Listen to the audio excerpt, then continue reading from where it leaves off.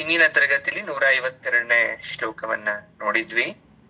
151, 152 ಬಗ್ಗೆ ಸ್ವಲ್ಪ ನಿಮಗೆ ಜ್ಞಾನವನ್ನ ಕೊಟ್ಟಿದ್ದೆ. 152ನೇ ಶ್ಲೋಕದಿಂದ 167 ಕಲಾನಿಧಿ ಕಾವ್ಯಕಲಾ ರಸಜ್ಞ ರಸಶೇವಧೀಹಿ.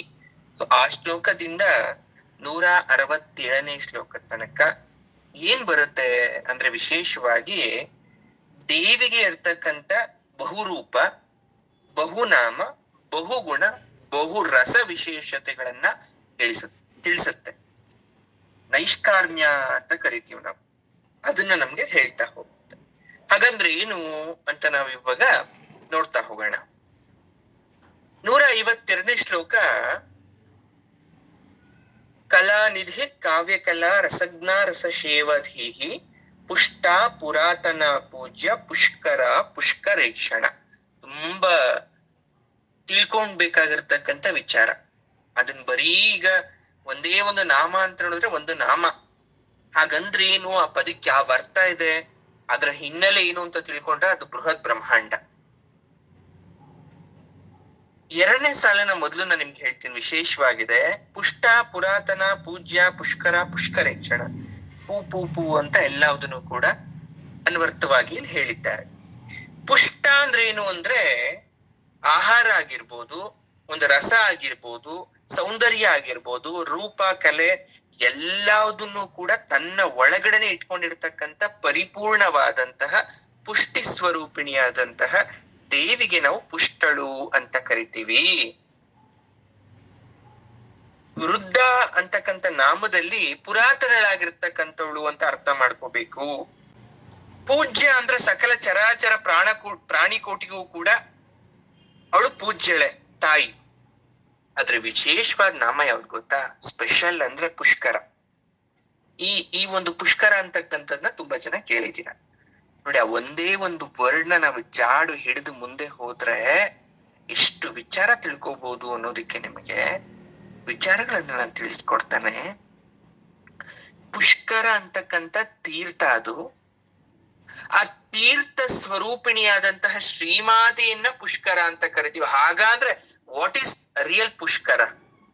ಪುಷ್ಕರ ಅಂದ್ರೆ ಏನು ನೋಡಿ. ತುಂಬಾ ಜನಕ್ಕೆ ಪುಷ್ಕರದ ಬಗ್ಗೆ ಇಲ್ಲ. ಸರ್ ಪುಷ್ಕರ ಅಂದ್ರೆ ಗೊತ್ತು, ಸ್ನಾನ ಮಾಡ್ತಾರೆ, ಪುಷ್ಕರ ಸ್ನಾನ ಅಂತ ಮಾಡ್ತಾರೆ ಅಂತ ಕೇಳಿದೀವಿ. ಅಥವಾ ಎಲ್ಲೋ ಕುಂಭಮೇಳ ಮಾಡ್ತಾರೆ, 12 ವರ್ಷಕ್ಕೊಂದ್ಸಲ ಸ್ನಾನ ಮಾಡ್ತಾರೆ, ಹರಿದ್ವಾರ ಇನ್ನೊಂದೆಲ್ಲೋ ಒಂದ್ ಕಡೆ ಮಾಡ್ತಾರೆ ಅಂತ ಕೇಳಿದ್ದೀವಿ ಅಂತ ಹೇಳ್ತೀರಾ. ಬಟ್ ಯಾಕೆ ಮಾಡ್ತಾರೆ ಅನ್ನೋದು ನಮಗ್ ಗೊತ್ತಿರ್ಬೇಕು. ಯಾಕೆ ಮಾಡ್ತಾರೆ ಅನ್ನೋದು ಗೊತ್ತಿರ್ಬೇಕು. ನೋಡಿ ಕೇಳಿಸ್ಕೊಳ್ಳಿ ಸರಿಯಾಗಿ. ವಿಶಾಖ ನಕ್ಷತ್ರ 27 ನಕ್ಷತ್ರ, 27 ನಕ್ಷತ್ರದಲ್ಲಿ ವಿಶಾಖ ನಕ್ಷತ್ರ ಇದ್ದಾಗ ಸೂರ್ಯ ಜೊತೆಗೆ, ವಿಶಾಖ ನಕ್ಷತ್ರದಲ್ಲಿ ಸೂರ್ಯನಿದ್ದು ಕೃತಿಕಾ ನಕ್ಷತ್ರದಲ್ಲಿ ಚಂದ್ರ ಏನಾದ್ರೂ ಇದ್ರೆ ಆ ಪುಣ್ಯ ಕಾಲವನ್ನ ಪುಷ್ಕರ ಅಂತ ಕರಿತೀವಿ. ಎಷ್ಟು ಜನ ಗೊತ್ತಿತ್ತು ವಿಚಾರ? ಈಗ ಚಂದ್ರ ಎಲ್ಲ ರಾಶಿ ನಕ್ಷತ್ರದಲ್ಲೂ ಸಂಚಾರ ಮಾಡ್ತಾ ಇರ್ತಾರೆ. ಚಂದ್ರ ಅಲ್ಲ, ಸೂರ್ಯಾದಿ ಎಲ್ಲ ನವಗ್ರಹಗಳು ಸಂಚಾರ ಮಾಡ್ತಾರೆ. ಒಂದೊಂದು ಗ್ರಹ ಒಂದೊಂದು ರಾಶಿ ನಕ್ಷತ್ರದಲ್ಲಿ ಆ ಕಾಲಗಣನೆ ಪ್ರಕಾರ ಇರುತ್ತೆ. ನೀವು ಹುಟ್ಟಿದಾಗ್ಲೂ ಕೂಡ ಯಾವುದೋ ಒಂದು ಇರ್ಬೋದು. ಕೆಲವೊಂದು ಕಡೆ ನೀವು ಜಾತಕ ಬರೀಬೇಕಾದ್ರೆ ಆ ರಾಶಿಲಿ ಈ ಗ್ರಹ ಇದ್ದಾರೆ, ಈ ನಕ್ಷತ್ರದಲ್ಲಿ ಇದ್ದಾರೆ ಅಂತ ನಾವು ಅಳತೆ ಮಾಡ್ತೀವಿ. ಎಕ್ಸಾಂಪಲ್, 4 ಜುಲೈ ಸಮಯ 9:07. ಇವತ್ತಿನ ಕುಂಡ್ಲಿ ನೋಡೋದಾದ್ರೆ ಸೂರ್ಯ ಆರಿದ್ರ ನಕ್ಷತ್ರದಲ್ಲಿ ಇದ್ದಾನೆ, ಚಂದ್ರ ಮೃಗಶಿರ ನಕ್ಷತ್ರದಲ್ಲಿ ಇದ್ದಾನೆ. ಇಬ್ರು ಮಿಥುನ ರಾಶಿಲೇ ಇದ್ದಾರೆ, ಆದ್ರೆ ಪಾದ ಚೇಂಜ್ ಆಗುತ್ತೆ. ಯಾವಾಗ ಸೂರ್ಯ ವಿಶಾಖ ನಕ್ಷತ್ರದಲ್ಲಿದ್ದು ಚಂದ್ರ ಕೃತಿಕಾ ನಕ್ಷತ್ರಕ್ಕೆ ಬಂದಾಗ ಆ ಇಬ್ಬರ ಕಾಲವನ್ನ ನಾವು ಪುಷ್ಕರ ಅಂತ ಕರಿತೀವಿ. ಇದು 12 ವರ್ಷಗಳಿಗೊಮ್ಮೆ ಮಾತ್ರ ಬರ್ತಕ್ಕಂಥದ್ದು. ನೋಡಿ, ಒಂದೊಂದು ನದಿಗೆ ಪುಷ್ಕರ ಅನ್ನೋದು ಬೇರೆ ಬೇರೆ ಸಮಯ. ಎಲ್ಲಾ ನದಿಗೂ ಒಂದೇ ಪುಷ್ಕರ ಅಲ್ಲ. ಒಂದೊಂದು ನದಿಗೆ ಒಂದೊಂದು ಪುಷ್ಕರ ಅಥವಾ ಕಾಲ ಅಂತ ಕರಿತೀವಿ. ಆ ರೀತಿ ಬಂದಂತಹ ಶುಭ ಸಮಯದಲ್ಲಿ ಪುಣ್ಯ ನದಿಯಲ್ಲಿ ದೇವತೆಗಳು ಆವಾಹಿತರಾಗಿರ್ತಾರೆ. ಅಂದ್ರೆ ದೇವತೆಗಳು ಬಂದಲ್ಲಿ ಸ್ನಾನ ಮಾಡ್ಕೊಂಡು ಹೋಗಿರ್ತಾರೆ. ಹಾಗಾಗಿ ನಾವು ಮನುಷ್ಯರು ಕೂಡ ಹೋಗಿ ಸ್ನಾನ ಮಾಡ್ಕೊಂಡು ಹೋದ್ರೆ ದೇವತೆಗಳು ಸ್ಪರ್ಶಿಸಿದಂತಹ ಜಲದಲ್ಲಿ ಮಾನವ ಸ್ಪರ್ಶಿಸಿದಾಗ ಸರ್ವ ಪಾಪ ನಿವಾರಣೆ ಆಗುತ್ತೆ ಅಂತ ಪುಷ್ಕರ ಸ್ನಾನ ಮಾಡೋದು 12 ವರ್ಷಕ್ಕೊಂದ್ಸಲ. ಆ ಸಮಯದಲ್ಲಿ ಸ್ನಾನ ಮಾಡಿ ಕ್ಷೇತ್ರ ದರ್ಶನ ಮಾಡಿ ಪುನೀತರಾಗ್ತೀವಿ. ಈ ವಿಚಾರ ಅರ್ಥ ಆಯ್ತು. ಅದಕ್ಕೊಂದು ಕತೆ ಇರಬೇಕಲ್ಲ, ಏನಾದ್ರೂ ಒಂದು ಕತೆ ಇದೆ, ಪುರಾಣ ಪ್ರಸಿದ್ಧವಾದಂತಹ ಸುಂದರವಾದ ಕತೆ. ಏನು ಕತೆ? ಪೂರ್ವ ಅಂದ್ರೆ ಹಿಂದೆ ತುಂದಿಲ ಅಂತಕ್ಕಂಥ ಧರ್ಮನಿಷ್ಠನಾದಂತಹ ಮಹರ್ಷಿ ಇದ್ದ, ಒಬ್ಬ ಋಷಿ ಮುನಿ ಇದ್ದ. ಯಾರು? ತುಂದಿಲ ಮಹರ್ಷಿ ಅಂತ ಅವರ ಹೆಸರು. ಆತ ತಪಸ್ಸನ್ನ ಮಾಡಿ ಪರಮೇಶ್ವರನಿಂದ ಅನುಗ್ರಹವನ್ನ ಪಡ್ಕೊಂಡು ಪ್ರಪಂಚದಲ್ಲಿರ್ತಕ್ಕಂಥ 3.5 ಕೋಟಿ ಪುಣ್ಯ ತೀರ್ಥಗಳಿಗೆ ರಾಜನಾಗಿ ಪುಷ್ಕರ ಅಂತ ಹೆಸರಿನಿಂದ ಪ್ರಸಿದ್ಧಿಯಾದ ಆತ. ಎಲ್ರಿಗಿಂತ ಆತ ಪ್ರಸಿದ್ಧಿಯಾದ. ಈಶ್ವರನ ಜಲಮಯ ಮೂರ್ತಿಯನ್ನ ಪ್ರವೇಶಿಸಿ ಸಾಕ್ಷಾತ್ ಅವನೇ ಈಶ್ವರನಷ್ಟು ಶಕ್ತಿ ಪಡೆದುಬಿಟ್ಟ. ಹೀಗಿರ್ಬೇಕಾದ್ರೆ ಬ್ರಹ್ಮದೇವ ಏನ್ ಮಾಡ್ತಾನೆ, ಸಾಮವೇದದಲ್ಲಿ ಋಗ್ವೇದ, ಯಜುರ್ವೇದ, ಸಾಮವೇದ, ಅಥರ್ವಣ ವೇದ, 3ನೇ ವೇದವಾದಂತಹ ಸಾಮವೇದದಲ್ಲಿ ಪರಮೇಶ್ವರನ ಬಗ್ಗೆ ಸ್ತುತಿಸ್ತಾನೆ. ಮೆಚ್ಚಿಸಿ ಈಶ್ವರ ಸ್ವರೂಪನಾಗಿ ಮಾರ್ಪಡ್ತಾನೆ ಬ್ರಹ್ಮದೇವ. ಮಾರ್ಪಟ್ಟು ಪುಷ್ಕರನ ಹತ್ರ ಬಂದು ಕೇಳ್ತಾನೆ, ಏನಂತ? ನೋಡಪ್ಪ, ಸೃಷ್ಟಿ ಕಾರ್ಯಕ್ಕಾಗಿ ನನಗ್ ಬೇಕು, ಕೆಲವೊಂದಷ್ಟು ಶಕ್ತಿ ನನಗ್ ಬೇಕು ಅಂತ ಬ್ರಹ್ಮದೇವ ಕೇಳ್ತಾನೆ. ನಂತರ ಬ್ರಹ್ಮ ಇಟ್ಕೊಂಡಿರ್ತಕ್ಕಂಥ ಕಮಂಡಲದಲ್ಲಿ ಜಲರೂಪ ತುಂದಿಲದಲ್ಲಿ ಪುಷ್ಕರನನ್ನ ತನ್ನ ಬಳಿ ಇರಿಸ್ಕೊಂಡು ಸೃಷ್ಟಿ ಕಾರ್ಯವನ್ನ ಬ್ರಹ್ಮದೇವ ಮುಂದುವರಿಸ್ತಾನೆ.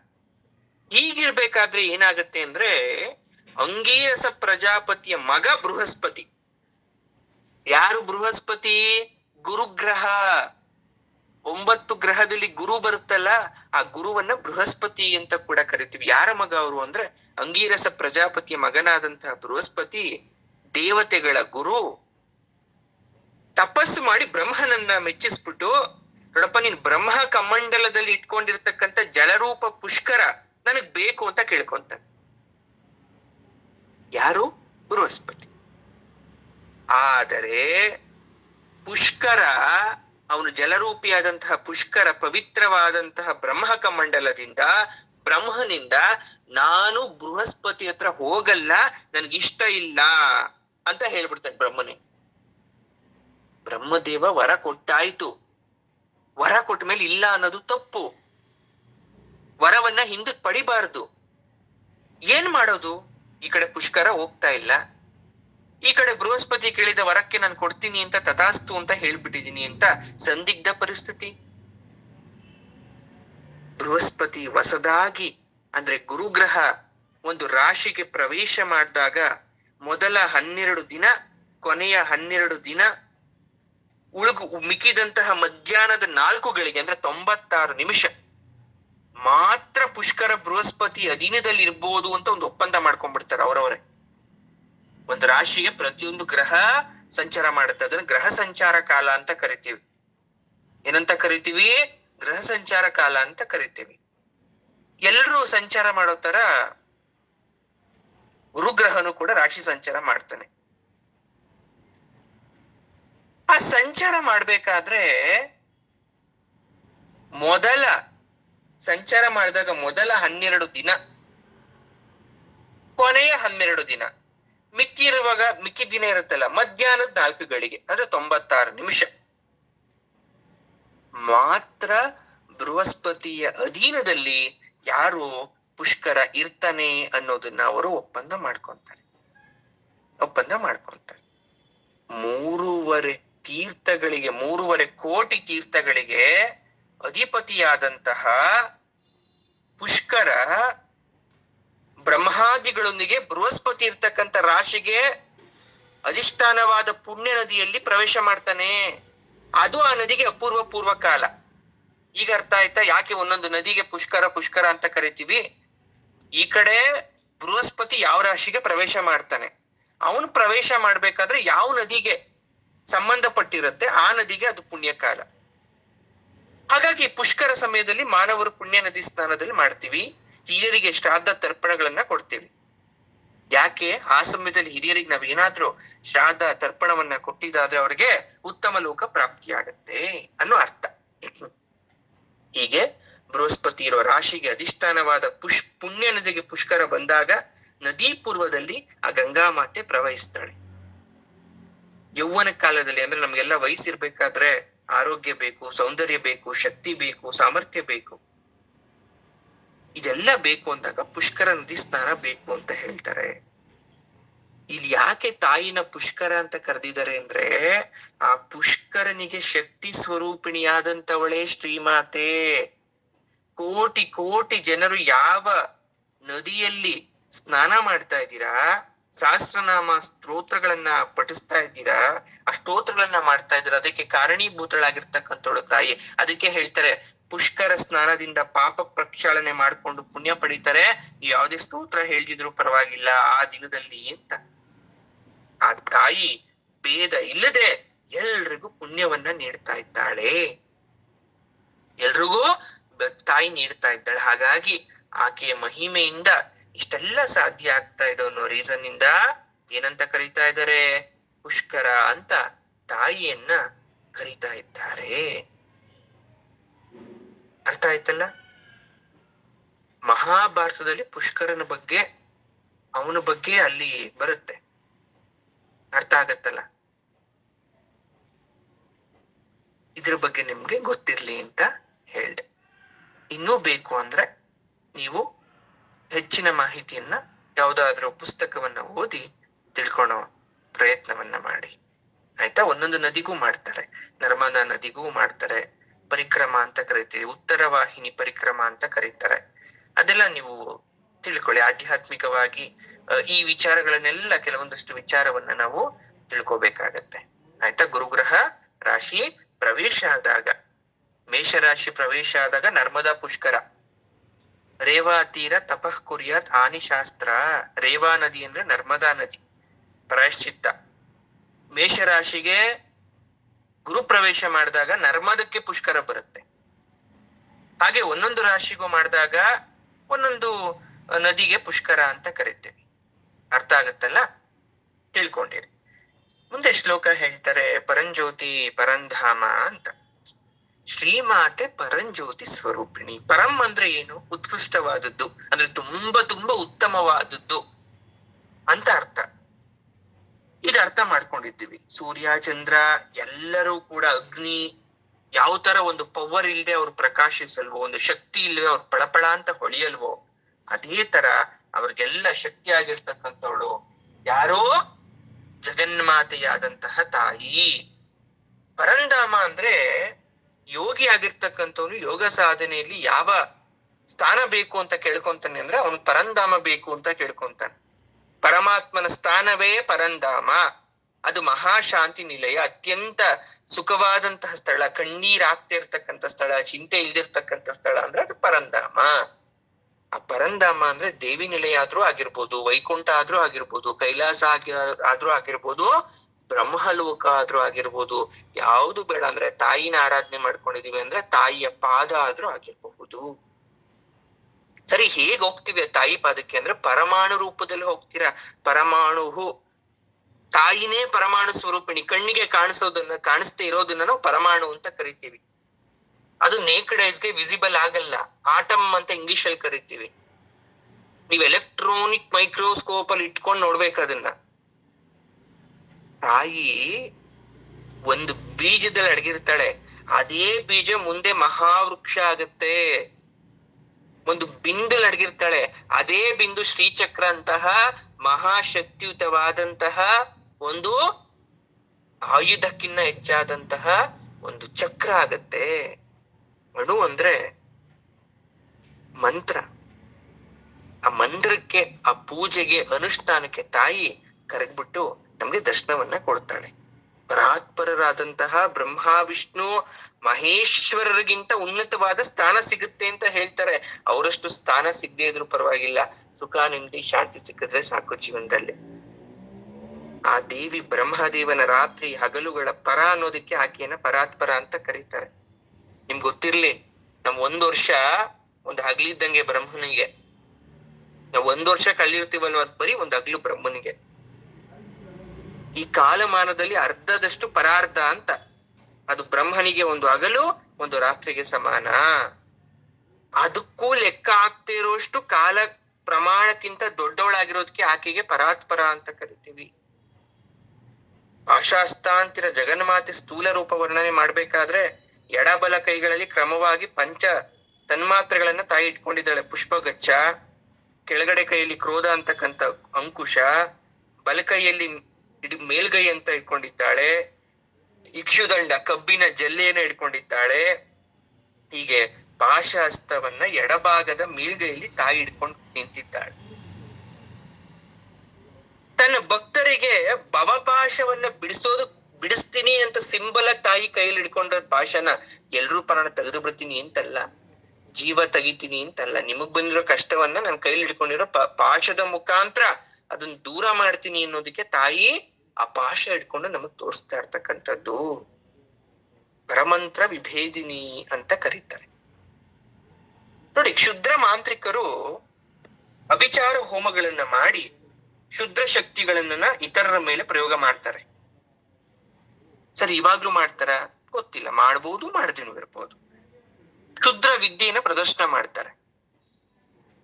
ಹಾಗೆ ಅವರು ಜನರಲ್ಲಿ ಭಯ ಭೀತಿನ ಉಂಟು ಮಾಡ್ತಾರೆ. ಒಂಥರ ಭೀತಿ ಅಂದ್ರೆ ಭಯ, ಏನೋ ಒಂದ್ ರೀತಿ ಮಂಕ ಆವರಿಸ್ದಂಗೆ. ಅವ್ರ ಕೋರಿಕೆ ಏನಿರುತ್ತೋ ಅದನ್ನ ನೆರವೇರಿಸ್ಕೊಂತಾರೆ. ಆದ್ರೆ ಅವರ ತಪಶಕ್ತಿ ತುಂಬಾ ದಿನಗಳ ಕಾಲ ನಿಲ್ಲೋದಿಲ್ಲ. ಮಂತ್ರಗಳಿಗೆ ಗುರಿಯಾದ ತನ್ನ ಭಕ್ತರನ್ನ, ನಾಮಸ್ಮರಣೆ ಅಥವಾ ಜಪವನ್ನ ಮಾಡಿದವ್ರನ್ನ ಆ ಕ್ಷುದ್ರ ಮಂತ್ರ ಶಕ್ತಿ ಏನು ಮಾಡಲ್ಲ ಅನ್ನೋದನ್ನ ನೆನ್ಪಲ್ಲಿಟ್ಕೊಳ್ಳಿ. ಹಾಗಂತ ಇಲ್ಲಿ ಹೇಳ್ತಾರೆ, ತಾಯಿ ಹೇಳ್ತಾಳೆ, ಯಾರು ನಿತ್ಯ ಸಹಸ್ರನಾಮ, ತ್ರಿಶತಿ ಹಾಗೂ ಮುಂತಾದ ಶ್ಲೋಕಗಳನ್ನ ಪಾರಾಯಣ ಮಾಡ್ತೀರಾ ಅಂತವರಿಗೆ ಕ್ಷುದ್ರ ಶಕ್ತಿಯ ಮಂತ್ರ ಪ್ರಭಾವ ಏನು ಮಾಡಲ್ಲ. ಇದಕ್ಕೆ ಅಂಬರೀಷನ ರಾಜನ ಕತೆ ಉದಾಹರಣೆ ಕೊಡ್ತೀನಿ ನಿಮ್ಗೆ. ಸರ್, ಆತರ ಯಾವ್ದಾದ್ರು ಎಕ್ಸಾಂಪಲ್ಸ್ ಇದೆಯಾ? ಅಯ್ಯೋ, ಎಲ್ರಿಗೂ ಭಯ, ನಮ್ಮ ಮೇಲೆ ಏನೋ ಮಾಡಿಸ್ಬಿಟ್ಟಿದ್ದಾರೆ, ನೆಗೆಟಿವ್ ಎನರ್ಜಿ, ಬ್ಲಾಕ್ ಮ್ಯಾಜಿಕ್, ಮಾಟ ಮಂತ್ರ ಏನೋ ಮಾಡಿಸ್ಬಿಟ್ಟಿದ್ದಾರೆ. ಸರಿ ಇಲ್ಲ ಸರ್, ನಮ್ ಫ್ಯಾಮಿಲಿಯವರು. ನೋಡಿ, ಒಂದು ಕತೆ ಹೇಳ್ತೀನಿ. ಅಂಬರೀಷ ವಿಷ್ಣು ಭಕ್ತ. ಏಕಾದಶಿ ದಿನ ಉಪವಾಸ ಮಾಡಿ ದ್ವಾದಶಿ ದಿನ ಪಾರಾಯಣ ಮಾಡ್ಕೊಂಡು ವ್ರತವನ್ನ ಮುಗಿಸ್ತಾ ಇರ್ತಾನೆ. ಹಾಗೆ ಒಂದು ಏಕಾದಶಿ ಬರುತ್ತೆ, ಉಪವಾಸ ಮಾಡ್ತಾನೆ. ಅವತ್ತು ಏಕಾದಶಿ. ಇವತ್ತು ಯಾವ್ದು ಗೊತ್ತಲ್ಲ ನಿಮಗೆ? ಏಕಾದಶಿ ಇವತ್ತು ಯೋಗಿನಿ ಏಕಾದಶಿ.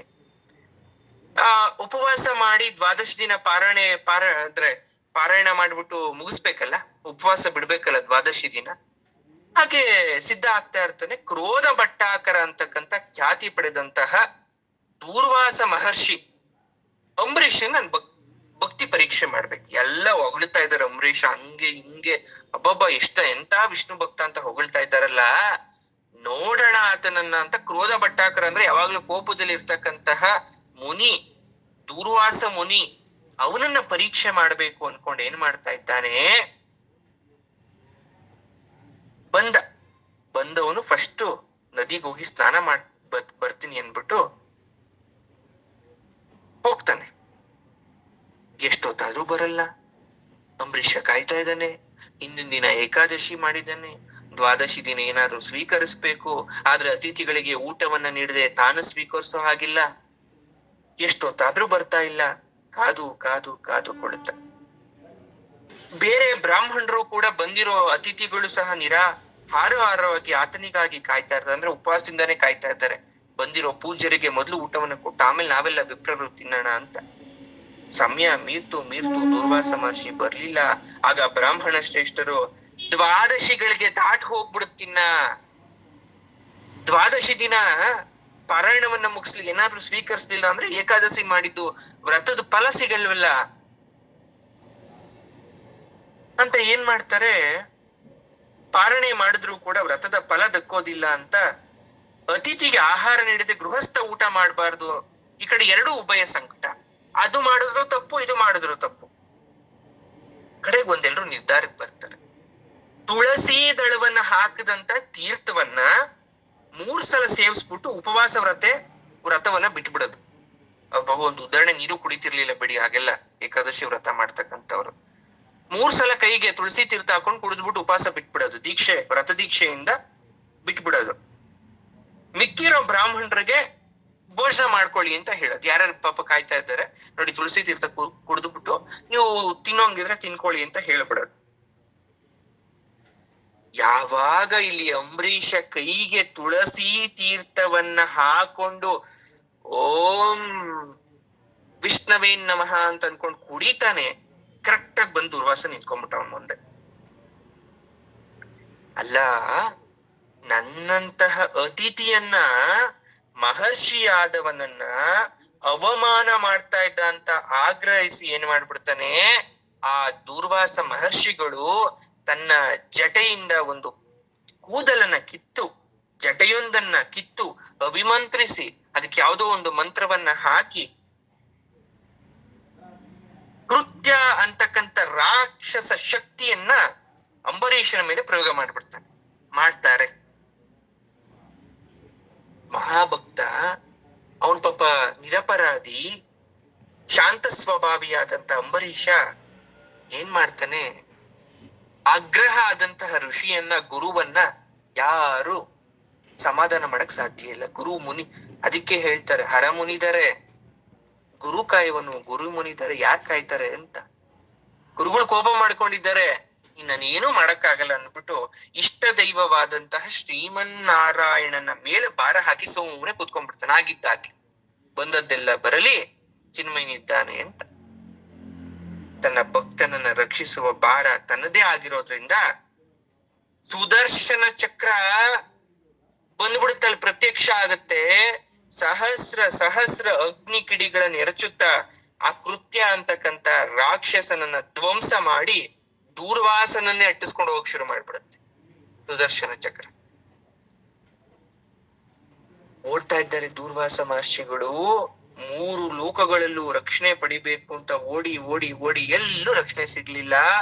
ಕಡೆಗೆ 3 ಜನ ತ್ರಿಮೂರ್ತಿಗಳು ಸಲಹೆಯನ್ನ ಕೊಡ್ತಾರೆ, ಅಂಬರೀಷನಿಗೆ ಶರಣು ಹೋಗು. ನೋಡಿ ಎಂತ ಪರಿಸ್ಥಿತಿ ಬಂತು. ನೀನು ಅಪಕೃತ್ಯವನ್ನ ಹೆಸರ್ಲಿಕ್ಕೆ ಪ್ರಯತ್ನ ಪಟ್ಟಲ್ಲ, ಅಂಬರೀಷನಿಗೆ ನೀನು ಹೋಗು ಶರಣು ಅಂತ ಕೊಟ್ಟಾಗ ಆಗ ಭಕ್ತನಾದವನ ಭಕ್ತಿಯ ಬಗ್ಗೆ ಹಾಗೂ ಭಕ್ತನ ಬಗ್ಗೆ ಭಗವಂತನಿಗಿರ್ತಕ್ಕಂಥ ವಾತ್ಸಲ್ಯ ಅರ್ಥ ಆಯ್ತು ದುರ್ವಾಸ ಮಹರ್ಷಿಗಳಿಗೆ.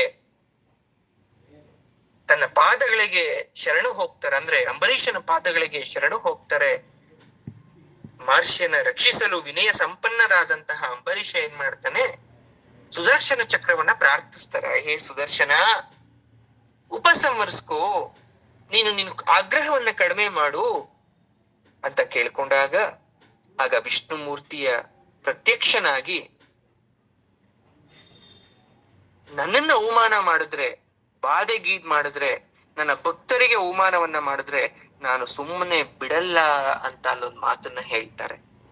ಗರ್ವ ಭಂಗವಾದ ದೂರ್ವಾಸ ಮಹರ್ಷಿ ತನ್ನ ತಪ್ಪನ್ನ ಅರ್ತು ವಿಷ್ಣು ಮೂರ್ತಿಯನ್ನ, ಅಂಬರೀಷನನ್ನ ಸ್ತುತಿಸಿ ಅಲ್ಲಿಂದ ಹೋಗ್ಬಿಡ್ತಾರೆ.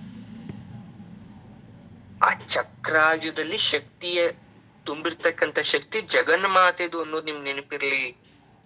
ಹಾಗೆ ಆ ದೇವಿ ಪರಮಂತ್ರ ವಿಭೇದಿನಿ, ತನ್ನ ಭಕ್ತರ ಮೇಲೆ ಯಾರೆಲ್ಲ ದುಷ್ಟ ಶಕ್ತಿಗಳನ್ನ ಹಾಕಬೇಕು ಅಂತ ಬರ್ತಾರೆ, ಅವ್ರ ಮೇಲೆ ವಾಮಾಚಾರ ಪ್ರಯೋಗ ಮಾಡ್ಬೇಕು ಅಂತ ಬರ್ತಾರೆ, ಹಾಗೆ ಮಾಡ್ದವ್ರನ್ನ ತಾಯಿ ಶಿಕ್ಷಿಸ್ತಾಳೆ ಹೊರತು ನಮಗೆ ಯಾವುದೇ ರೀತಿಯಾದಂತಹ ದೋಷ ಉಂಟಾಗಲ್ಲ, ಕೇಡು ಉಂಟಾಗಲ್ಲ ಅನ್ನೋದಕ್ಕೆ ನಾನು ಕೊಟ್ಟಂತಹ ಉದಾಹರಣೆ. ಇನ್ನೊಂದು ಗೊತ್ತಿರ್ಲಿ, ಸುದರ್ಶನ ಚಕ್ರ ಶಿವಶಕ್ತಿಯರ ಸಮ್ಮಿಲನದಿಂದ ಉದ್ಭವವಾದಂತಹ ಆಯುಧ ಅಂತ.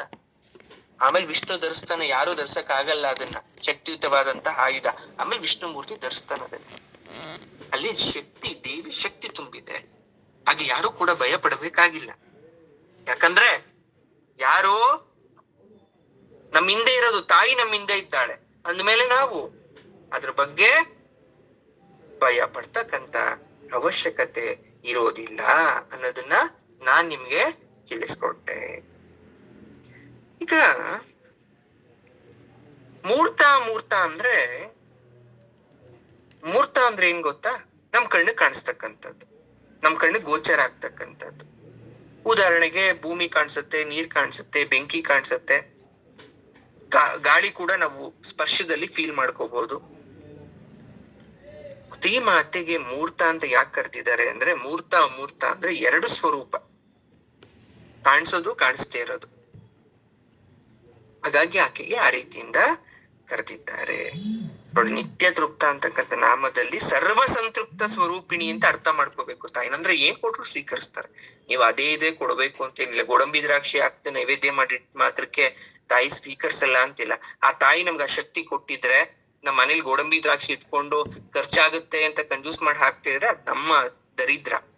ನನ್ ಕೊಟ್ಟಿಲ್ಲ ತಾಯಿ, ನೀನ್ ಏನು ಬೇಸರ ಮಾಡ್ಕೊಳ್ಳಲ್ಲ, ನಾನು ಹೀಗೆ ಮಾಡಿಕ್ಕಿದೀನಿ ಅಂದ್ರೆ ತಾಯಿ ಸ್ವೀಕರಿಸ್ತಾಳೆ. ನನ್ ಮನೇಲೆಲ್ಲ ಇರುವಾಗ ಎಲ್ಲ ಹಾಕ್ ಮಾಡಿ ತಾಯಿಗಿಡ್ಬೇಕು. ಈ ನಾಮದಲ್ಲಿ ಆಕೆ ಅನಿತ್ಯ ತೃಪ್ತ ಅಂತ ಯಾಕೆ ಹೇಳ್ತಾ ಇದ್ದಾರೆ ವಾಗ್ದೇವತೆಗಳು ಅಂದ್ರೆ, ಭಕ್ತರ ಮೇಲೆ ತುಂಬಾ ನಂಬಿಕೆ ಇಟ್ಕೊಂಡಿರ್ತಾಳೆ ತಾಯಿ.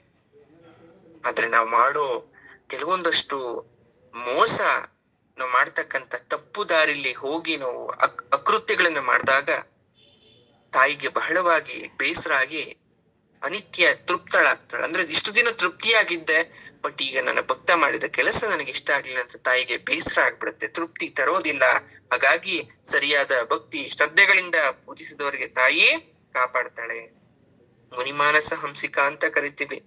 ಮುನಿಗಳ ಮನಸ್ಸನ್ನ ಅರ್ಥ ಮಾಡ್ಕೊಂಡಿರುವ ತಾಯಿ. ಮರಾಳಿ ಮಂದಗಮನ ಅಂದ್ರೆ ಹೆಣ್ಣು ಅಂಶ.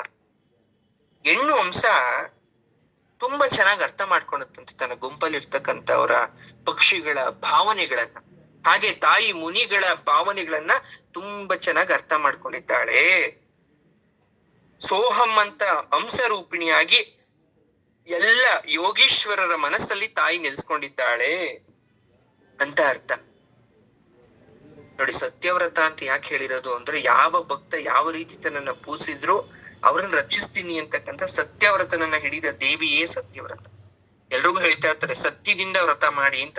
ಸತ್ಯವ್ರತ ಅಂದ್ರೆ ಶನಿ ಮಹಾತ್ಮ ಕಥೆಯಲ್ಲಿ ಬರ್ತಕ್ಕಂಥ ಸತ್ಯವ್ರತ ಅಲ್ಲ.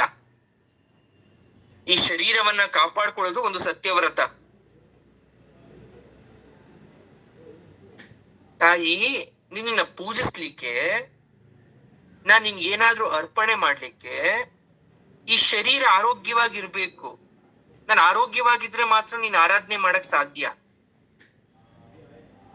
ಹಾಗಾಗಿ ನನಗೆ ಆರೋಗ್ಯ ಭಾಗ್ಯವನ್ನ ಒಂದು ನೀನ್ ಪ್ರಸಾದಿಸ್ಬಿಟ್ರೆ, ಮಹಾ ಶಿವ ಭಕ್ತರು ಅಥವಾ ದೇವಿ ಭಕ್ತರು, ಶಕ್ತಿ ಭಕ್ತರೆಲ್ಲರೂ ಕೂಡ ನಿನ್ನನ್ನ ಆರಾಧಿಸ್ತೀವಿ. ಹಾಗೆ ಆರೋಗ್ಯವನ್ನ ಬಯಸೋದು, ಭೋಗಗಳನ್ನ ಅನುಭವಿಸೋದಕ್ಕಾಗಿ ಅಥವಾ ಇತರರನ್ನ ಪೀಡಿಸೋದಕ್ಕಾಗಿ ಅಲ್ಲ. ಆರೋಗ್ಯ ಇರೋದು ಇನ್ನೊಬ್ರು ತೊಂದರೆ ಕೊಡಕ್ಕಲ್ಲ. ಜಗನ್ಮಾತೆಯನ್ನ ಆರಾಧಿಸಿ ಆಕೆಯನ್ನ ಸಾಕ್ಷಾತ್ಕಾರ ಮಾಡ್ಕೊಳಕ್ಕೆ.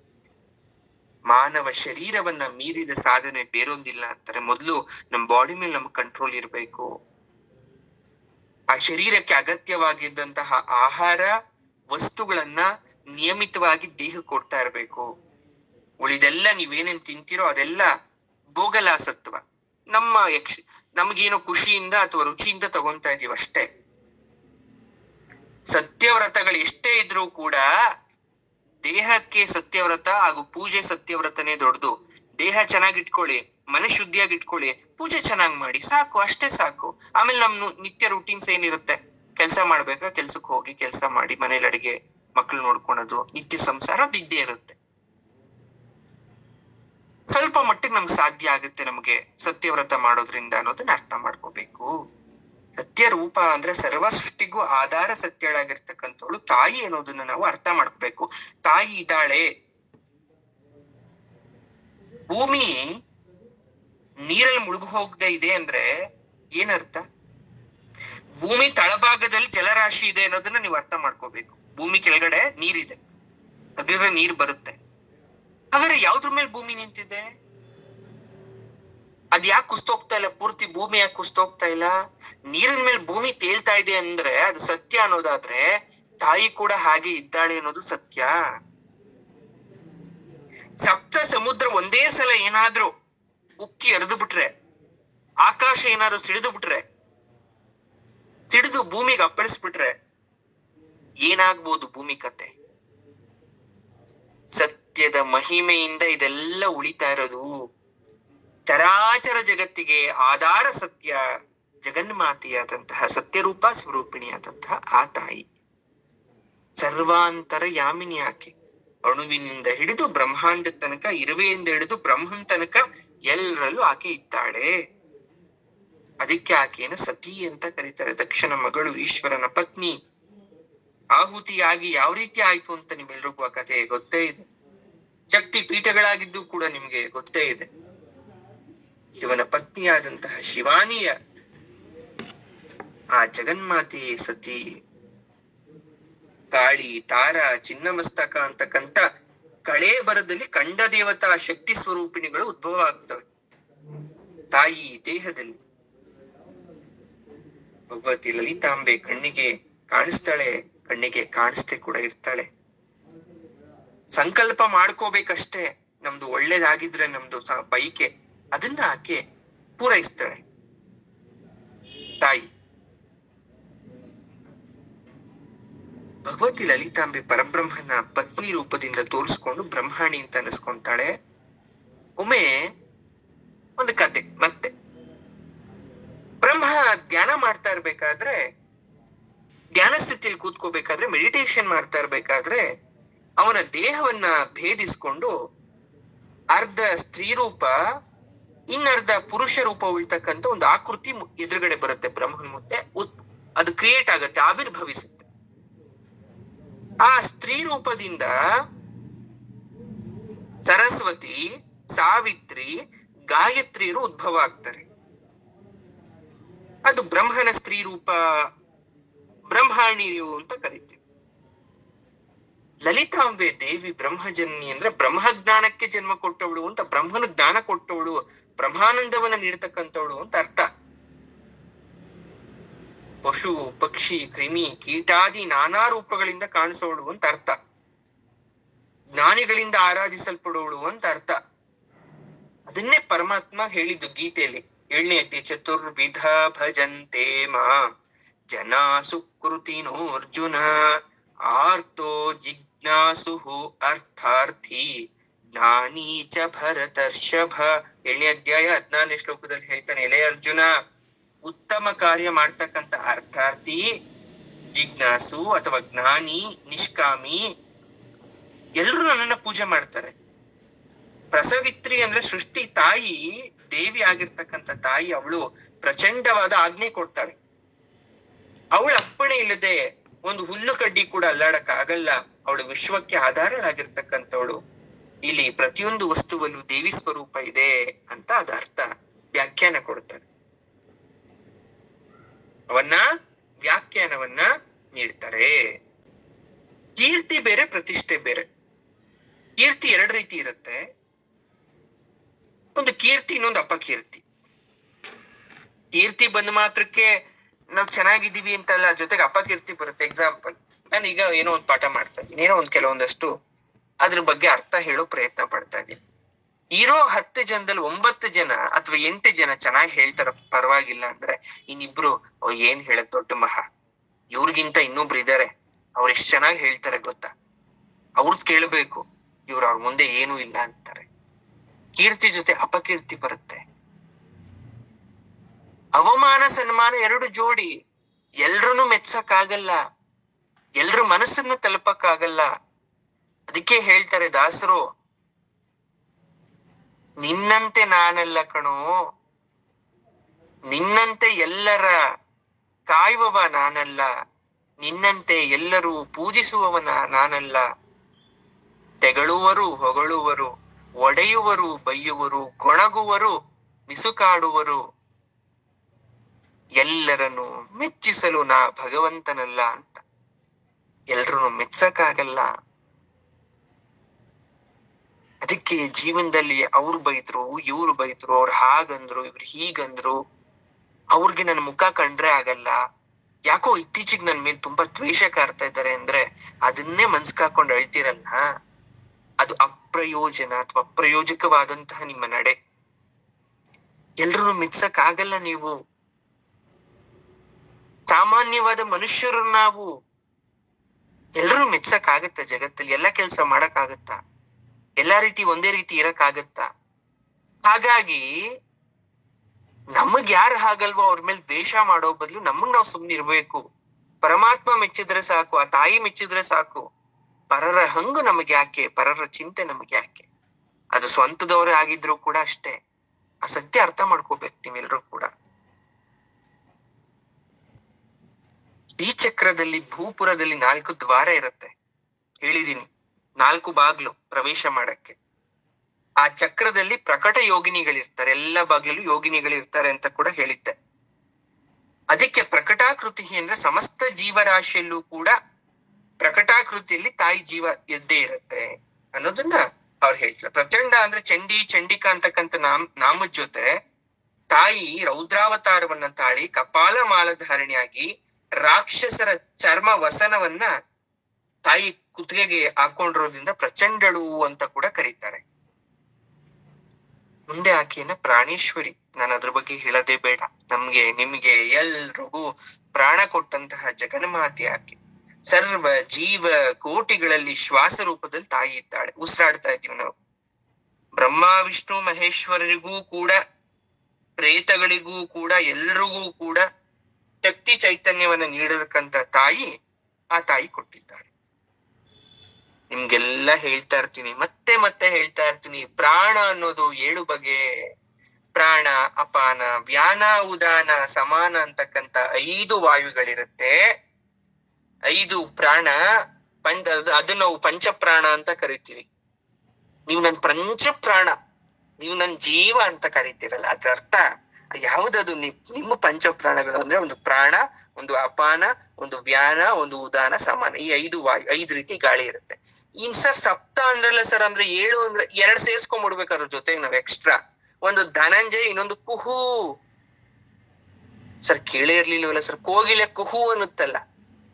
ಏನಂದ್ರೆ 2 ವಾಯುಗಳೊಂದಿಗೆ ಸೇರಿರೋದು ಪ್ರಾಣಗತಿ.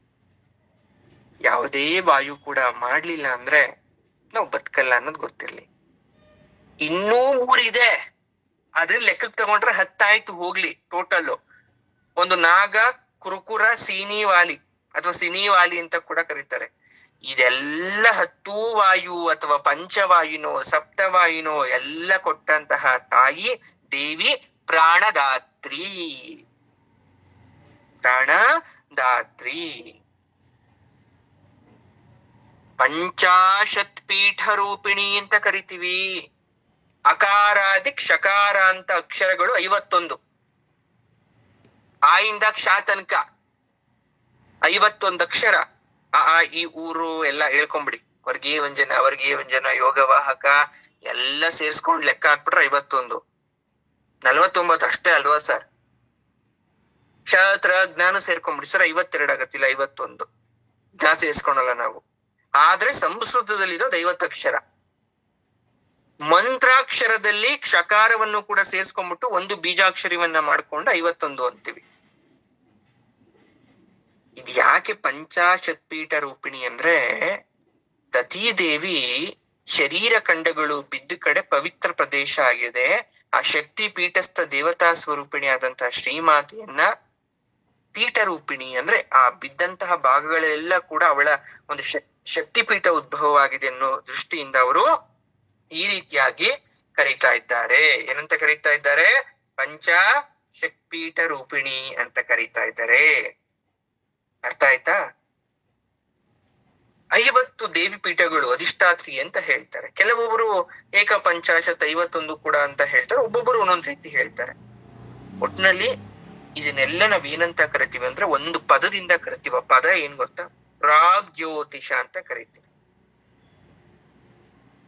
ಇದು ಬಂಗಾಳದ ಪೂರ್ವ ಮತ್ತು ಅಸ್ಸಾಮಿನ ಪಶ್ಚಿಮದಲ್ಲಿ ಇರುತ್ತೆ. ಎಲ್ಲಿ? ಬಂಗಾಳ ಪೂರ್ವದಲ್ಲಿ, ಅಸ್ಸಾಂ ಹತ್ರ ಪಶ್ಚಿಮದಲ್ಲಿ ಇರುತ್ತೆ. 4 ಪರ್ವತಗಳ ಮಧ್ಯೆ ಇರ್ತಕ್ಕಂಥ ದೇಶ ಇದು. ಗಣೇಶಗಿರಿ ಮೇಲಿರ್ ನೋಡಿ, ಒಂದೊಂದು ಪರ್ವತಕ್ಕೂ ಒಂದೊಂದು ಹೆಸರು. ಒಂದು ಗಣೇಶಗಿರಿ ಮೇಲ್ಗಡೆ, ಅದನ್ ಬಿಟ್ಟು ಇನ್ನೂ ಮೇಲ್ಗಡೆ ಒಂದು ಪರ್ವತ ಇರುತ್ತೆ. ಕಾಲೇಶ್ವರ, ಶ್ವೇತಗಿರಿ, ತ್ರಿಪುರ ಮತ್ತು ನೀಲ ಪರ್ವತ ಅಂತಕ್ಕಂಥ ಬೆಟ್ಟ ಗುಡ್ಡಗಳಿದೆ ಅಲ್ಲಿ. ಈ ಪ್ರದೇಶದಲ್ಲಿ ದೇವಿಯ 50 ಪೀಠ ಇದೆ ಅಂತ ಹೇಳ್ತಾರೆ. ಈಗ ಎಲ್ಲ ಕಡೆ ಪೀಠಗಳಿದೆ ಅಂತ ಹೋಗ್ ಬರ್ತಿರಲ್ಲ, ಹಿಡನ್ ಜರ್ಮ್ ಅಥವಾ ಕಾಣಿಸ್ತಾ ಇರೋದು ಅಥವಾ ತುಂಬಾ ಕಷ್ಟಕರವಾಗಿ ಅಷ್ಟು ಶಕ್ತಿ ಪೀಠ ಎಲ್ಲಾದ್ರೂ ಒಂದ್ ಕಡೆ ಇದೆ, ಅದ್ ನಮ್ಗೆ ಗೋಚರ ಆಗಲ್ಲ. ಕೆಲವೊಬ್ರು ಯಾರೋ ಹೋಗಿರ್ಬೋದು. ಅದಕ್ಕೆ ಅವಳನ್ನ ವಿಶೃಂಖಲ ಅಂತ ಕರಿತೀವಿ. ಅರ್ಥ ಆಯ್ತಾ? ವಿಶೃಂಖಲ ಅಂದ್ರೆ ಎಲ್ಲ ಅಲ್ಲಿದ್ದಾಳ ತಾಯಿ ಶಕ್ತಿ ಇದೆ ಅಂತ, ಕರ್ಮದಿಂದ ಮುಕ್ತಿ ಕೊಡೋಳು ಅಂತ. ಭಗವಂತನ್ ಕರ್ಮ ಇಲ್ಲ. ನಮಾಂ ಕರ್ಮಾಣಿ ಲಿಂಪಂತಿ ನಮೇ ಕರ್ಮ ಫಲೇ ಸ್ಪೃಹ ಅಂತ. ಪರಮಾತ್ಮನಿಗೆ ಯಾವುದೇ ತರ ಇಚ್ಛೆ ಇರಲ್ಲ, ಅದಕ್ಕೆ ಕರ್ಮ ಫಲ ಇಲ್ಲ. ಮನುಷ್ಯನಿಗೆ ಇಚ್ಛೆ, ಆಸೆ, ವೈಭೋಗ ಎಲ್ಲ ಬೇಕು ಅಂತಾರೆ, ಅದಕ್ಕೆ ಅವನಿಗೆ ಕರ್ಮಫಲ. ಕಾಮಕ್ರೋಧಾದಿಗಳು ಕೂಡ ಅಂಟಿಕೊಂಡಿರ್ತವೆ. ಎಷ್ಟೋ ಜನ ಇದ್ದಾರೆ ಕಾಮಕ್ರೋಧಾದಿಗಳನ್ನ ಜಯಿಸಿದಂತ ವೀರರು, ಮಾರ್ಕಂಡೇಯ, ಅಗಸ್ತ್ಯರು, ನಾರದರು, ಇವರೆಲ್ಲ ತಾಯಿ ಆರಾಧನೆ ಮಾಡ್ತಾ ಬಂದಂತವ್ರು. ಹಾಗಾಗಿ ತಾಯಿ ಅಂತವ್ರು ಕಂಡ್ರೆ ಬಹಳವಾಗಿ ಪ್ರೀತಿಸ್ತಾಳೆ. ಸಂಕೋಲೆಗಳಿಲ್ಲದೆ ಬಿಡಿಸ್ತಕ್ಕಂಥ ತಾಯಿ ವಿಶೃಂಖಲೆಯಾಗಿ ಇದ್ದಾಳೆ ಅಂತ ವಶಿನ್ಯಾದಿ ವಾಗ್ದೇವತೆಗಳಲ್ಲಿ ಕಡೆ ಒಂದ್ ಮಾತನ್ನ ಹೇಳ್ತಾರೆ. ಲಲಿತಾ ಸಹಸ್ರನಾಮ ಸ್ತೋತ್ರದ ವಿಶೇಷತನೇ ಇದು. ಯಾಕೆ ಪಾರಾಯಣ ಮಾಡ್ತೀರಾ, ಯಾಕೆ ಅನ್ನೋದನ್ನ ಪ್ರತಿನಿತ್ಯ ತಿಳ್ಕೊಂತ ಹೋದ್ರೆ ಇನ್ನೂ ಒಂದು ಉತ್ತರ ಕೊಡ್ಬೇಕು ಅಂದ್ರೆ, ನಮಗಿರೋ ಸಂಕೋಲೆಗಳನ್ನೆಲ್ಲ ಬಿಡಿಸ್ಬಿಡ್ಬೇಕು ತಾಯಿ. ಈ ಸಾಲ, ಈ ಮಕ್ಕಳ ಚಿಂತೆ, ಗಂಡನ್ ಚಿಂತೆ, ಸಂಸಾರ ಚಿಂತೆ, ಇನ್ನೇನೋ ಚಿಂತೆ, ರಾತ್ರಿ ಆದ್ರೆ ಒಂದ್ ಚಿಂತೆ, ಬೆಳಗ್ಗೆ ಆದ್ರೆ ಈ ಎಲ್ಲ ಚಿಂತೆಯಿಂದ ದೂರ ಆಗ್ಬಿಡ್ಬೇಕು. ಆ ವಿಶೃಂಖಲೆಯನ್ನ ಪ್ರಾರ್ಥಿಸಿ ನಿಮ್ಮ ಎಲ್ಲ ಭವಬಂಧನ ಸಂಕೋಲೆಗಳನ್ನ ತಾಯಿ ಬಿಡಿಸ್ತಾಳೆ. ಅದೇ ಲಲಿತಾ ಸಹಸ್ರನಾಮ ಸ್ತೋತ್ರದಲ್ಲಿನ ವಿಶೇಷತೆ. ಶೃಂಖಲೆ ಅಂದ್ರೆ ಸಂಕೋಲೆ, ಬಂಧನ. ಕಾರಾಗೃಹದಲ್ಲಿದ್ದು ಕಬ್ಬಿಣದ ಸಂಕೋಲೆಗಳನ್ನ ಹಾಕ್ಸ್ಕೊಳೋದು ದುಷ್ಕೃತ್ಯ ಮಾಡಿದ್ರೆ, ಸಂಸಾರದಲ್ಲಿದ್ದು ನಾವು ಸಂಕೋಲೆಯಲ್ಲಿ ಬದುಕ್ತಾ ಇದ್ರೆ ಅದು ನಮ್ಮ ಕರ್ಮ ಫಲ. ಒಮ್ಮೊಮ್ಮೆ ದೇವರು ಕೂಡ ನಮ್ಗೆ ಪರೀಕ್ಷೆಯನ್ನ ನೀಡ್ತಾನೆ, ಅನ್ನೋದ್ರ ಬಗ್ಗೆ ನೆನಪಿರ್ಲಿ ನಿಮ್ಗೆ. ಸಜ್ಜನರು ಸಹ ಸೆರೆಮನೆ ಅನುಭವಿಸ್ಬೇಕಾಗತ್ತೆ. ಅದು ಅವರ ದೃಢ ಭಕ್ತಿನ ಲೋಕಕ್ಕೆ ಸಾರೋ ಕೀರ್ತಿಯಿಂದ. ಎಷ್ಟೋ ಜನ ಕೆಟ್ಟ ಹೆಸರು ತಗೊಂಡು ಆಮೇಲೆ ತುಂಬಾ ಒಳ್ಳೆ ಹೆಸರು ತಗೊಂಡ್ಬಿಟ್ಟಿರ್ತಾರೆ. ಎಷ್ಟೋ ಸಲ ನಮ್ಗೆ ತುಂಬಾ ಕಷ್ಟ ಬಂದ್ ಕಡೆ ತುಂಬಾ ಚೆನ್ನಾಗ್ ಆಗ್ಬಿಟ್ಟಿರ್ತೀವಿ ನಾವು, ತುಂಬಾ ಚೆನ್ನಾಗಿ ಕೆಳಗಡೆ ಬಿದ್ದವರು ಕೂಡ ಇದ್ದಾರೆ. ಅದು ನಮಗೆ ಪರೀಕ್ಷೆ. ಇದಲ್ಲದೆ ಸ್ವರ್ಣ ಸಂಕೋಲೆ ಅಂತ ಒಂದಿರುತ್ತೆ, ಇದು ತುಂಬಾ ಇಂಪಾರ್ಟೆಂಟ್. ನಾನು ಯಾವಾಗ್ಲೂ ಹೇಳ್ತಾ ಇರ್ತೀನಿ, ಸ್ವರ್ಣ ಸಂಕೋಲೆ ಅಂದ್ರೆ ಚಿನ್ನದ ಬೇಡಿ ಅಂತ. ಭೋಗ ಭಾಗ್ಯ ಅತಿ ವಿಲಾಸ, ಅತ್ಯಾಶೆ, ಇನ್ನೂ ಸಂಪಾದನೆ ಮಾಡ್ಬೇಕು, ಇನ್ನೂ ಕೂಡಿಡ್ಬೇಕು, ನಾನಾದ್ಮೇಲೆ ನನ್ನ 10 ಪೀಳಿಗೆಗಳು ದುಡಿಬಾರ್ದು, ಮನೆಯಲ್ಲೇ ಕೂತ್ಕೊಂಡು ತಿನ್ಬೇಕು ಅಂತ, ಹಣ ಸೇರಿಸ್ಬೇಕು ಅಂತಕ್ಕಂಥ ಹುಚ್ಚು ಆಲೋಚನೆ, ಅತಿ ಆಸೆಯಾಗಿ ಬಿಡಿಸಲಾಗದ ಬಂಧನ. ಇದು ಕಬ್ಬಿಣ ಸರಪಣಿ ಅಲ್ಲ, ಬಂಗಾರದ ಸರಪಣಿ. ಎರಡು ಲೋಹ, ಆದ್ರೆ ಇರೋ ಗುಣ ಬೇರೆ. ಬಂಧ ಅಂದ್ರೆ ಮಾಯೆ ಅಂತಕ್ಕಂಥನ್ನ ಅರ್ಥ ಮಾಡ್ಕೊಳ್ಳಿ. ಕಬ್ಬಿಣದ್ದೇ ಬಿಡಿಸ್ಕೊಳಕ್ಕಾಗಲ್ಲ, ಇನ್ನು ಚಿನ್ನದ್ ಬಿಡಿಸ್ಕೊಂತೀರಾ?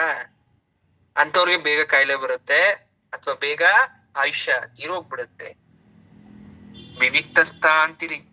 ಏನ್ ವಿವಿಕ್ತಸ್ಥ ಅಂದ್ರೆ?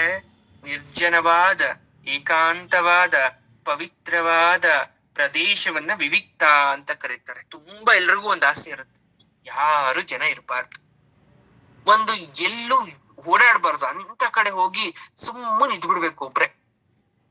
ನನಗೂ ನೋಡಿ ನೋಡಿ ನೋಡಿ ಸಾಕಾಗಿದೆ, ಒಂಥರ ಶಾಂತಿ ಬೇಕು, ನೆಮ್ಮದಿ ಬೇಕು ನನಗೆ, ಪ್ರಕೃತಿ ಮಧ್ಯೆ ಎಲ್ಲಾದ್ರೂ ಹೋಗಿರ್ಬೇಕು ಅನ್ಸುತ್ತೆ. ಅದಕ್ಕೆ ವಿವಿಕ್ತ ಅಂತ ಕರಿತೀವಿ ಅಂತ ಪ್ರದೇಶಕ್ಕೆ. ಆ ಪ್ರದೇಶಗಳಲ್ಲಿ ಯಾರು ವಾಸ ಮಾಡೋರು? ಯೋಗಿಗಳು, ಮಹರ್ಷಿಗಳು, ಧ್ಯಾನ ಮಾಡ್ಬೇಕು ಅಂತ, ಸಾಧನೆ ಮಾಡ್ಬೇಕು ಅಂತ ಅನ್ಕೊಂಡು ಹೋಗ್ತಕ್ಕಂಥವ್ರು ಅಲ್ಲಿ ಹೋಗ್ತಾರೆ. ಹಾಗಾಗಿ ಅಲ್ಲಿ ಹೋಗಿ ತಾಯಿನ ಆರಾಧನೆ ಮಾಡ್ತಾರಲ್ಲ, ಹಾಗಾಗಿ ದೇವಿಯನ್ನ ವಿವಿಕ್ತಸ್ಥಳು ಅಂತ ಕರಿತೀವಿ. ಅದಕ್ಕೂ ಕೆಲವೊಂದಷ್ಟು ಕ್ಷೇತ್ರ ಚೂಸ್ ಮಾಡ್ಕೊ. ಇಲ್ಲೇ ಹೋಗ್ಬೇಕು, ಇನ್ನೆಲ್ಲೂ ಹೋಗ್ಬಾರ್ದು.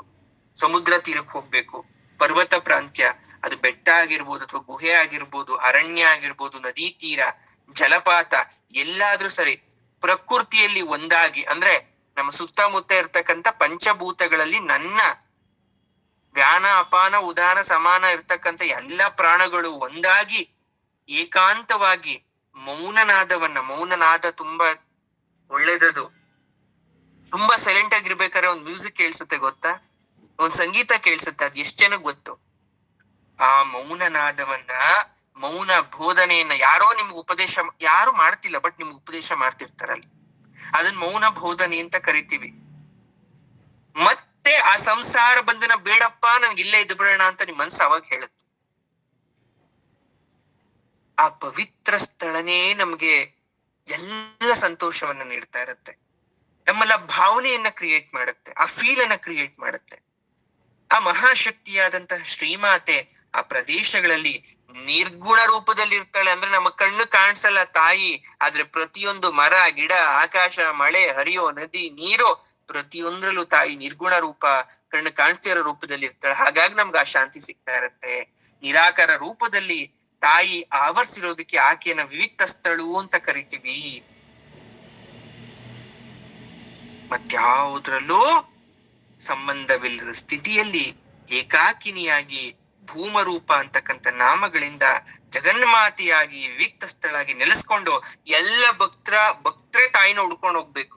ಮನ್ಸಿಗೆ ನೆಮ್ಮದಿ ಶಾಂತಿ ಬೇಕು ಅಂದ್ಬಿಟ್ಟು ಪೂಜೆ ಮಾಡಕ್ ಶುರು ಮಾಡ್ಬೇಕು, ಅಥವಾ ತಾಯಿನ ಹುಡ್ಕೊಂಡು ಹೋಗ್ಬೇಕು, ತೀರ್ಥಕ್ಷೇತ್ರಗಳಿಗೆ ಹೋಗ್ಬೇಕು. ಆ ತರ ತಾಯಿ ಮಾಡ್ತಾಳೆ. ಹಾಗಾಗಿ ಆಕೆಯನ್ನ ವೀರಮಾತ, ಆಕೆಯನ್ನ ವೀರಮಾತ. ವೀರ ಅಂದ್ರೆ ವಿಘ್ನೇಶ್ವರ ಅಂತ ಅರ್ಥ. ವಿಘ್ನೇಶ್ವರನ ಮಾತೆಯನ್ನ ವೀರಮಾತಾ ಅಂತ ಕರಿತೀವಿ. ವಿನಾಯಕನ ತಾಯಿ ಶ್ರೀಮಾತೆ. ವೀರೇಂದ್ರರು ಅಂತ ಹೇಳಿದೀನಿ ಮುಂಚೆ, ಬ್ರಹ್ಮಾನಂದನ್ನ ಅನುಭವಿಸ್ತಕ್ಕಂಥವ್ರು. ಬಂಡಾಸುರ ವಧೆ ಮಾಡ್ಬೇಕಾದ್ರೆ ಬಂಡಾಸುರ ವಿಘ್ನ ಮಂತ್ರವನ್ನ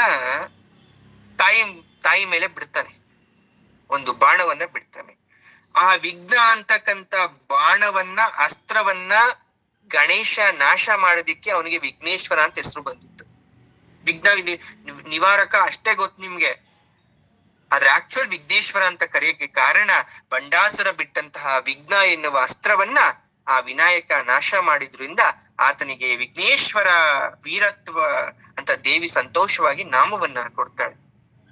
ಲಕ್ಷಗಟ್ಟಲೆ ಮಹಾವೀರರನ್ನು ಕೂಡ ತಾಯಿ ಸೃಷ್ಟಿ ಮಾಡಿದಕ್ಕೆ ಆಕೆಯನ್ನ ವೀರಮಾತಾ ಅಂತ ಕೂಡ ಕರೀತಾರೆ. ಆ ರೀಸನ್ ಇಂದ ಕೂಡ ಆಕೆಯನ್ನ ವೀರಮಾತಾ ಅಂತ ಕರಿತೀವಿ. ಆಯ್ತಾ? ದೇವಿ ತಸ್ಮಾದ್ವಾ ಏತಸ್ವಾದಾತ್ಮಾನ ಆಕಾಶ ಸಂಭೂತ ಸ್ವಯಂಭೂ ಭಗವಂತನಿಂದ ಆಕಾಶ ಹೊರಗಡೆ ಬಂತು. ಅರ್ಥಾತ್ ದೇವಿಯಿಂದ ಆಕಾಶ ಹೊರಗಡೆ ಬಂತು. ಆ ತಾಯಿಯನ್ನ ಪ್ರಾರ್ಥನೆ ಮಾಡಿ, ಎಲ್ರಿಗೂ ಇರುತ್ತೆ ಕಷ್ಟ, ನೋವು, ದುಃಖ, ಸಂಸಾರ ಬಂಧನ. ಇದು ತೂಗಿಸ್ಕೊಂಡು ತೀರಿಸ್ಕೊಂಡು ಮುಂದೆ ಹೋಗ್ತಾ ಇರಬೇಕು. ಗಾಳಿನೂ ಬರುತ್ತೆ ಸಮುದ್ರದಲ್ಲಿ ಬೋಟ್ ಓಡಿಸ್ಬೇಕಾದ್ರೆ, ಪ್ರವಾಹನೂ ಬರುತ್ತೆ. ಏನೂ ಬರ್ಲಿಲ್ಲ ಅಂದ್ರು ನಮ್ಮ ಗರ್ಭವಶದಿಂದನೇ ಬೋಟ್ ತೂತಾಗಿ ಮುಳುಗುವಂತ ಸಾಧ್ಯತೆ ಕೂಡ ಇರುತ್ತೆ. ಇಲ್ಲ ಯಾವುದೋ ಒಂದು ಪ್ರಾಣಿ ಬಂದು ನಮ್ಮನ್ನ ಅಡೆಚಣೆ ಮಾಡ್ತಕ್ಕಂಥದ್ದು ಇರುತ್ತೆ. ಹಾಗಾಗಿ ಎಷ್ಟೇ ಆದ್ರೂನು ಅಲ್ಟಿಮೇಟ್ಲಿ ಆ ತಾಯಿ ಪಾದಕ್ಕೆ ಶರಣಾಗೋದನ್ನ ನಾವು ಮರಿಬಾರ್ದು. ಅದೇ ಇದರ ಉದ್ದೇಶ.